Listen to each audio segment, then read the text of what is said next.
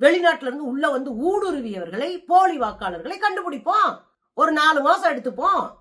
வீடு விடா போய் என்னென்ன இருக்கு என்ன ஏதுன்னு விடாம தெரு தெருவா போய் நின்று பக்காவா பிளான் பண்ணி மொத்தமா சரி பண்ணி வைப்போம். நீங்க யோக்கியமா இருந்து உங்க நோக்கம் போலி வாக்காளர்களை நீக்குவதும் சட்டவிரோதமாக குடியேறி இருப்பவர்களை நீக்குவதுமாக இருந்தா நீங்க ஆறமர இந்த பணியை செய்திருப்பீர்கள். ஆனா உங்க நோக்கம் என்ன? இங்கே வாக்களித்துக் கொண்டிருக்கிற உழைக்கிற மக்களை, சிறுபான்மை மக்களை, பெண்களை, பிற்படுத்தப்பட்ட பட்டியலின பழங்குடி மக்களை ஓட்டுரிமையற்றவர்களாக மாற்றுவது.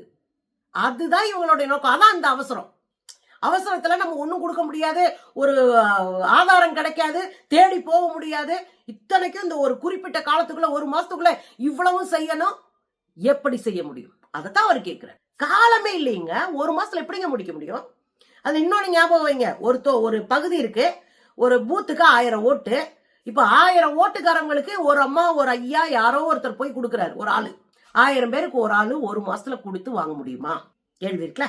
2வது, இவங்க எல்லாம் வேற வேலையில பாத்துக்கிட்டு இருக்கிறாங்க. அவங்க வந்து ஒரே மாசத்துல கொடுத்து வாங்க முடியுமா? இவங்க எல்லாம் அரசு ஊழியர்கள். அரசு ஊழியர்னா ஒரு வாத்தியாரா இருப்பாங்க, ஒரு கவர்மெண்ட் ஆபீஸ்ல வேலை பாக்குறவங்களா இருப்பாங்க. அங்க காலையில போய் வேலையை முடிச்சுட்டு அப்புறம் வந்து 2 மணி நேரமோ 3 மணி நேரமோ வேலை பார்ப்பாங்க.